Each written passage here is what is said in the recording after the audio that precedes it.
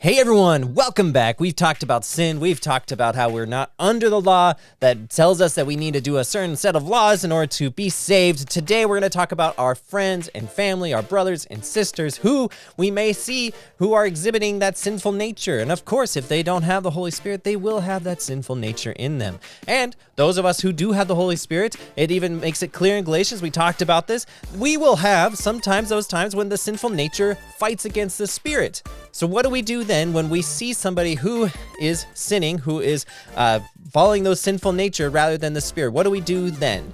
Well, today we're going to talk about that. Let's jump right into Galatians chapter 6. Bam. Dear brothers and sisters, if another believer is overcome by some sin, you who are godly should gently and humbly help that person back onto the right path, and be careful not to fall into the same temptation yourself. Share each other's burdens, and in this way, obey the law of Christ. First off, there's this weird thing that goes around the church where we say, like, it's not loving someone if I don't tell them how they're messing up. Like, it's not loving of me not to tell them that they're sinning. First off, are they a believer? Because that, whatever passage that comes from, I don't even know exactly what passage that idea comes from that people are taking out of context. But first off, are they another believer? Or are you just looking at somebody outside the faith who doesn't know Jesus yet, and you're saying, oh, I need to tell them of their sin? Because this passage shows very clearly, Paul says, if it's another believer, somebody who already trusts in the Holy Spirit to save them. Next, it says, you who are godly. I love this. I looked this word up. This is pneumatikos. Pneumatikos it's better translated, one who has received the Spirit. Do you see how that lines up with what we're already talking about in Galatians? It's all about the Spirit. So you, one who has received the Spirit, this person who has received the Spirit, you should gently and humbly help that person back onto the right path. All right, this means that they were already on the right path to begin with.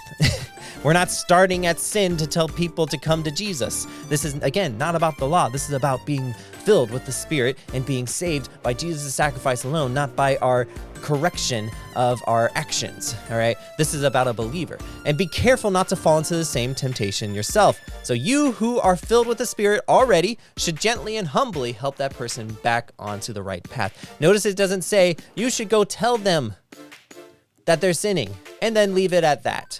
No, it says share each other's burdens.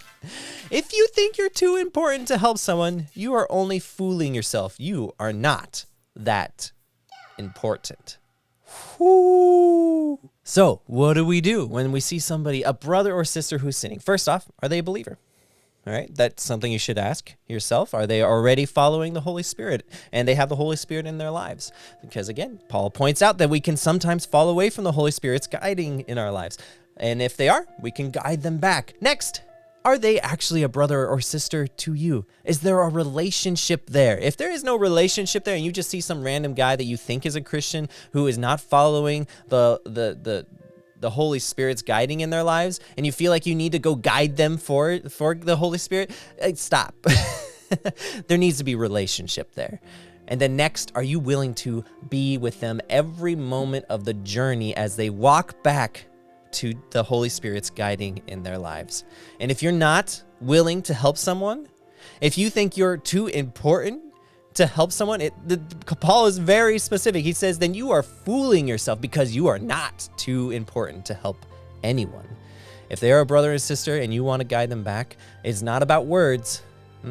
It's about being gentle and humble and leading them back and spending that time, because your time's not too important then to help them. So often when we think we need to tell somebody that they are sinful, that they are doing something against God's will for them, we just go straight for the words and then we leave it at that. We do nothing about it. We laden them with burdens and we leave so that they can hold those burdens by themselves and never be able to walk on their own. And they're never meant to walk on their own. We are meant to walk alongside them, and that's what the Spirit, the people who are filled with the Spirit, they are meant to walk alongside those who are struggling. We don't give burdens and overladen them and then leave them to do it on their own. That's never what the Holy Spirit tells us to do. So think about that next time when you might be considering telling somebody that they are exhibiting a sinful behavior. Are they a Christian? Are they an actual brother or sister? And are you willing to walk alongside them every step of the way? And if you're able to do those three things, then you're following the Spirit's guiding in your life. If not, maybe it's a sinful nature telling you to go heap burdens upon them that you will not help them carry. Think about that. I hope you have a wonderful day, and I hope this is helpful to you. You're loved.